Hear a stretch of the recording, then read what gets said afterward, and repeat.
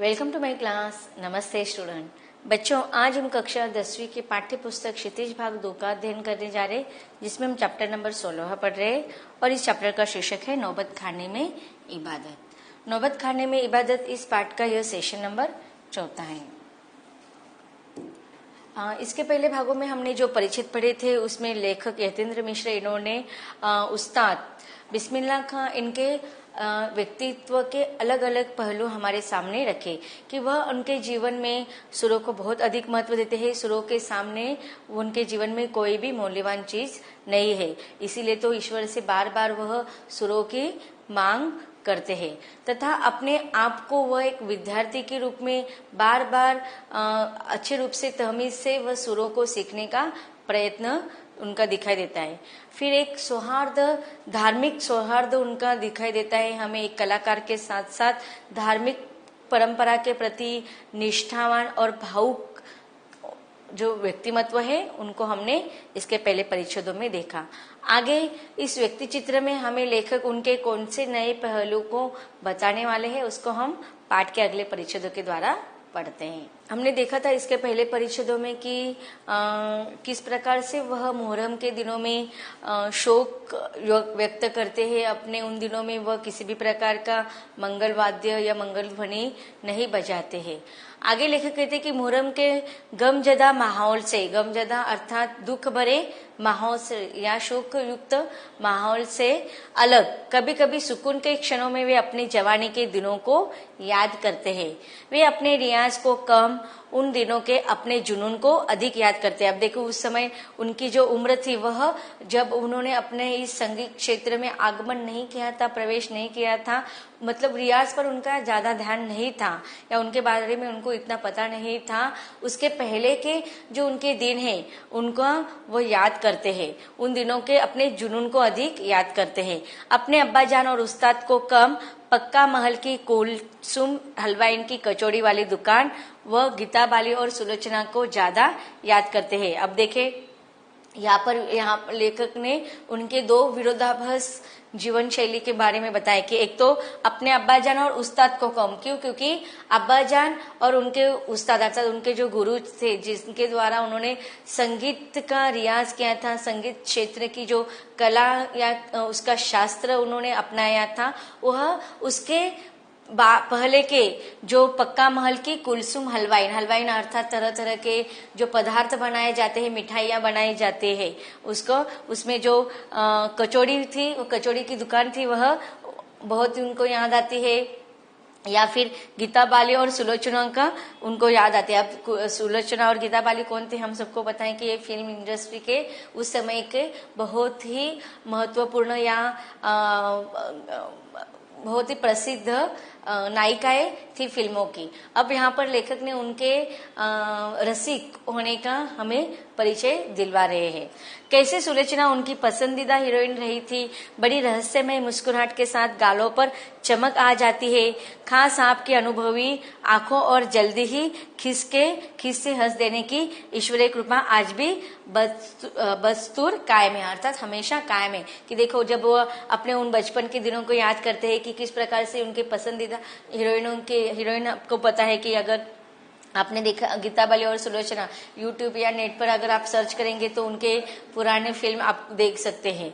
अब जब खुद उस्ताद बिस्मिल्लाह खां अपने इन पुराने बचपन की यादों को याद करते हैं तो उनके चेहरे पर मुस्कुराहट आ जाती है। इसके बारे में लेखक बता रहे कि बचपन के दिनों को याद करके उनको सुकून मिलता है। इसी बाल सुलभ हंसी में कई यादें बंद है। अब देखिए आप भी अब आप कक्षा 10th में पढ़ रहे हो, अगर आपको बचपन की यादें याद आ जाती है तो आपके चेहरे पर भी एक अलग तरह की मुस्कुराहट आ जाती है। उसी प्रकार से उनकी बाल सुलभ जो हरकतें थे उनको याद कर उनको आज भी हंसी आती है।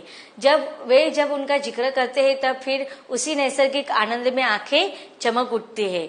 अमरुद्दीन तब सिर्फ 4 साल का रहा होगा, छुपकर नाना को शहनाई बजाते हुए सुनता था। अब देखिए यहाँ पर उनके बचपन की, जब वो 4 वर्ष के उम्र के थे, उस समय की एक याद बताई है लेखक ने यहाँ पर कि उनके नाना जब शहनाई बजाया करते थे तो रियाज के बाद जब अपनी जगह से उठकर चले जाएं तब जाकर ढेरों छोटी बड़ी शहनाइयों के भीड़ से अपने नाना वाली शहनाई ढूंढता और एक एक शहनाई को फेंक कर खारिज करता जाता। सोचता, अब देखिए जैसे वो क्या, अब देखता था कि रोज हमेशा देखता था कि उसके नाना जी रियाज कर रहे हैं और उनके चले जाने के बाद वहां पर बहुत सारी शहनाई रखी होंगी, तो जो नाना जी इस्तेमाल करते थे वही शहनाई को वो ढूंढना पसंद कर रहे थे, ढूंढना चाहते थे, लेकिन वह उनको नहीं मिलती थी। सोचता, लगता है मीठी वाली शहनाई दादा कहीं और रखते। अब देखिए उस शहनाई को मीठी वाली क्यों कहा है, क्योंकि उनके नाना जी इतना सुमधुर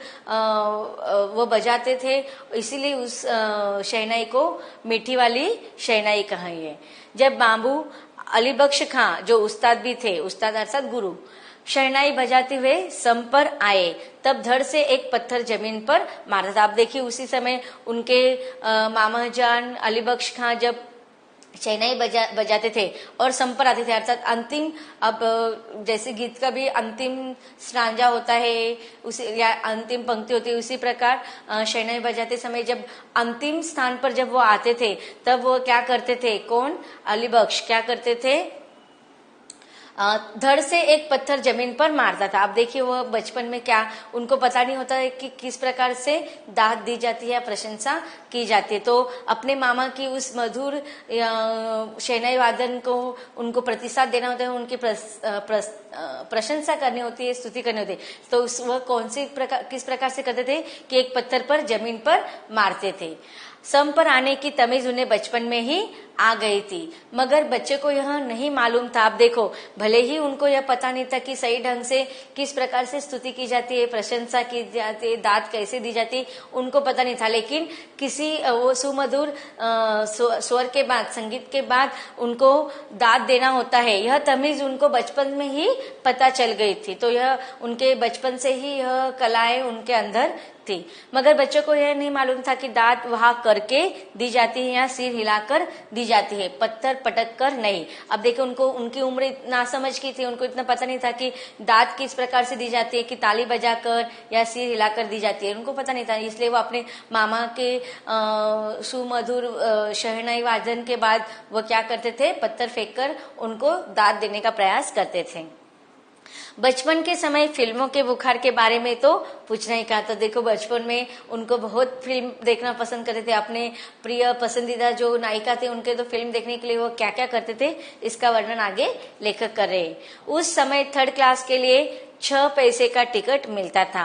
अमृतदीन 2 पैसे मामू से, 2 पैसे मौसी से और 2 पैसे नानी से लेता था, फिर घंटों लाइन में लगाकर टिकट हासिल करता था। आप देखिए अपने पसंदीदा नायिका की फिल्म देखने के लिए वो क्या करते थे उस समय। अब देखो, आप तो रुपयों की अहमियत भी बढ़ गई है, आप तो 100 से ऊपर ही टिकट होते हैं, 100 से कम तो होंगे नहीं, लेकिन उस समय पैसों में टिकट थे 6 पैसे। अब 2-2 पैसे का आप देखेंगे, आप नेट पर सर्च करेंगे, पुराने जमाने के पैसे सिक्के आपको दिखाई देंगे। तो ये 6 पैसे वो कैसे जमाते थे, 2 पैसे अपने मामा जान से लेते थे, 2 पैसे मौसी से लेते थे और 2 पैसे नानी से लेते थे, और इस प्रकार से 6 पैसे इकट्ठा करके फिर घंटों लाइन में। आप देखो हम क्या करते हैं, फिल्म देखने के लिए हमें लाइन लगाने की जरूरत होती है नहीं, हम क्या करते हैं डायरेक्टली मोबाइल पे या फिर कंप्यूटर से ऑनलाइन भी हम टिकट बुक करवा लेते हैं, तो लाइन विन की झंझट अब नहीं रहती है। लेकिन उस समय बहुत सारी लाइन लगानी पड़ती थी, तो इतना छोटे 4 वर्ष की उम्र में वह कतार में खड़े होकर टिकट हासिल करते थे। इधर सुलोचना की नई फिल्म सिनेमा हॉल में आई और उधर अमृतदीन अपनी कमाई लेकर चला। फिर फिल्म देखने जो बालाजी मंदिर पर रोज शहनाई बजाने से उसे मिलती थी। अब देखिए जैसे ही उनकी प्रिय जो हीरोइन थी, नायिका थी सुलोचना की, जैसी नई फिल्म आती थी तो वो पहले फिल्म का पहला शो देखना पसंद करते थे, तो वो जितना भी कमाते थे उन फिल्म देखने में ही लगा देते थे सारे पैसे। अब देखो वो कैसे कमाते थे कि बालाजी मंदिर पर जो रोज शहनाई बजाया करते थे और उसे जो कुछ पैसे मिलते थे वह उस समय फिल्म देखने में खर्च कर देते थे। एक अठन्नी मेहनताना, अब देखिए बालाजी मंदिर पर जो रोज शहनाई बजाया करते थे उस पे हर दिन के लिए कितना मेहनताना मिलता था, अठन्नी, एक अठन्नी मिलता था। मेहनताना मतलब परिश्रम या उसके बदले में काम करने के बदले में जो पैसे मिलते हैं, आज हम उसे सैलरी कहते हैं, तो वो मेहनताना पारिश्रमिक उनको एक अठन्नी मिलती थी। उस पर यह शौक जबरदस्त की सुलोचना की कोई नई फिल्म न छूटे। उस पर देखो उनकी क्या शौक रहती थी कि उस पर यह शौक जबरदस्त की सुलोचना की कोई नई फिल्म न छूटे। और कुलसुम की देशी घी वाली दुकान, अब देखिए एक तो सुलोचना की फिल्म देखने के लिए वो क्या क्या करते थे इसका वर्णन लेखक ने किया है। आगे वो वर्णन करे कि कुलसुम की देशी घी वाली दुकान, वहां की संगीतमय कचौड़ी इस तरह, क्योंकि कुलसुम जब कलकलाते घी में कचौड़ी डालती थी उस पर छन्न से उठने वाली आवाज में उन्हें सारे आरोह अवरोह दिख जाते थे। अब देखिए हम जो कचौरियां तलते हैं वह बहुत ही गर्म तेल में तलते हैं, तो जैसे गर्म तेल में अगर हम कोई कचौड़ी छोड़ते तो उससे जो आवाज आता था उसे कहा है आरोह अवरोह। अर्थात जैसे संगीत में जैसे ताल सुर के लय होते हैं, ताल होते हैं, उतार चढ़ाव होते हैं, उसे कहा गया है आरोह चौरोह। तो वही कचौरिया में उन्हें संगीत के ताल सुर दिखाई देते हैं। राम जाने कितनों ने ऐसी कचौड़ी खाई होंगी, मगर इतना तय है कि अपनी खां साहब रियाजी और स्वादी दोनों रहे हैं, और इस बात में कोई शक नहीं कि दादा की मीठी शहनाई उनके हाथ लग चुकी है। अब देखिए यहाँ पर लेखक कहते हैं कि कचौड़ियां तो बहुत सारे लोग खाते थे, लेकिन उस कचौड़ियों में संगीत का लय ताल ढूंढना यह तो केवल उस्ताद बिस्मिल्लाह खां ही कर सकते हैं। अब अपने खास साहब रियाजी और स्वादी दोनों थे, मतलब संगीत के क्षेत्र में भी कला प्रेमी भी थे और खाने के क्षेत्र में स्वादिष्ट खाना खाना भी उनको पसंद था। इस बात में कोई शक नहीं कि दादा की मीठी शहनाई उनके हाथ में लग चुकी थी, अर्थात उनके दादा की जैसा सुर ताल उनको अब आने लगा था उस उम्र में। काशी में संगीत आयोजन की एक प्राचीन एवं अद्भुत परंपरा है। यह आयोजन पिछले कई वर्षों से संकट मोचन मंदिर में होता है। अब संकट मोचन मंदिर किसे कहते हैं हम? हनुमान जी के मंदिर को। यह मंदिर शहर के दक्षिण में लंका पर स्थित है। वह हनुमान जयंती के अवसर पर यहाँ 5 दिनों तक शास्त्रीय एवं उपशास्त्रीय गायन वादन की उत्कृष्ट सभा होती है।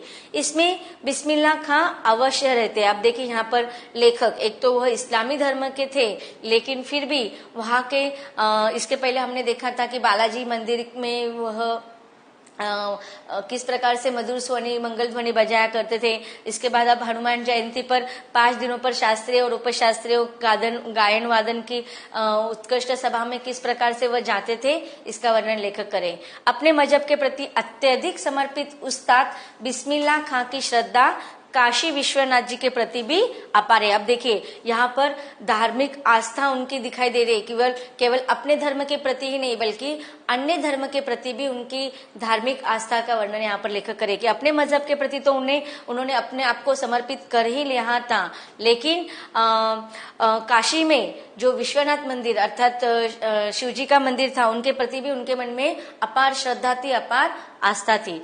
वे जब भी काशी से बाहर रहते हैं तब विश्वनाथ व बालाजी मंदिर की दिशा की ओर मुंह करके बैठते हैं। थोड़ी ही देर सही मगर उसी ओर शहनाई का पहला घुमा दिया जाता है और भीतर की आस्था रीढ़ के माध्यम से बचती है। अब देखिए यहाँ पर लेखक ने उनके अपने अन्य धर्म के प्रति किस प्रकार से उनके मन में आस्था थी, एक श्रद्धा भावना थी, इसका वर्णन करें कि जब वह काशी में नहीं रहते थे। अब देखो उनका रोज की सुबह कैसे होती थी कि काशी के बालाजी मंदिर में मंगल ध्वनि बजाने से ही, शहनाई बजाने से उनकी दिन की शुरुआत होती थी, इसलिए वह उनका पूरा जीवन उन्होंने काशी पर ही समर्पित किया है। वो कहते हैं कि जब वो काशी से बाहर किसी कारणवश अन्य स्थान पर जाते थे तो उस समय वह क्या करते थे, जिस स्थान पर वह जिस गांव में जिस स्थान पर रहते थे उस स्थान पर वह काशी की दिशा में बैठकर विश्वनाथ और बालाजी मंदिर की दिशा की ओर मुंह करके थोड़े ही देर के लिए समय लेकिन शहनाई का प्याला घुमा दिया करता। आप देखो शहनाई का जो मुंह होता है, जो एक नोर हम मुंह में डालते हैं और दूसरा जो होता है वह किसकी तरफ करते थे, काशी के दिशा की ओर वह करते थे, जिससे कि उनके मन में कोई भी देखो ना, हम भी कोई भी कला प्रेमी जो होते हैं, नृत्य शास्त्रीय नृत्य जो सीखते हैं, शास्त्रीय संगीत जो सीखते हैं, वो क्या करते हैं, पहले अपने गुरु को, अपने उस्ताद को नमन करते हैं। तो उसी प्रकार वह किसी भी स्थान पर रहे, वह काशी के बालाजी और विश्वनाथ मंदिर की दिशा की ओर मुंह करके अपनी वह आस्था व्यक्त करते थे। उनको प्रणाम या नमन करके ही अपने उस मंगल ध्वनि का आरंभ करते थे और भीतर की आस्था रीढ़ के माध्यम से बजती थी। खास आप एक ही रीढ़ 15 से 20 मिनट के अंदर गीली हो जाती है, तब वे दूसरी रीढ़ का इस्तेमाल कर लिया करते थे। देखो इस प्रकार से उनकी मन की भावनाएं उभर कर आती थी कि वो कम से कम 15-20 मिनट के अंदर ही वह गीली हो जाती थी और उनको दूसरे रीढ़ की इस्तेमाल करना पड़ता था। तो बच्चों, अब तक हमने जो परिच्छेद पढ़े हैं उसमें आए हुए कुछ कठिन शब्दों का अर्थ देखते हैं। कठिन शब्दों का अर्थ: शिरकत, भाग लेना। नौहा, करबला के शहीदों पर केंद्रित शोक गीत। शहादत, शहीदी। गमजदा, दुखपूर्ण। सुकून, चैन। जुनून, उन्माद। बदस्तूर, यथावत तरीके से। जिक्र, उल्लेख। खारिज, रद्द। सम, जहाँ संगीत में लय का अंत होता है। दाद, शाबाशी। हासिल, प्राप्त। मेहताना, पारिश्रमिक। आरोह अवरोह, संगीत में सुरों का उतार चढ़ाव। रियाजी, अभ्यास। मजहब, धर्म। तो बच्चों, अब तक हमने लेखक ने जो उस्ताद जी इनके बारे में वर्णन किया है उसको हमने विस्तार से पढ़ा। आगे भी लेखक हमें उनके बारे में बहुत सारी जानकारी देने वाले हैं, उसको हम पढ़ते हैं इसके अगले भाग में।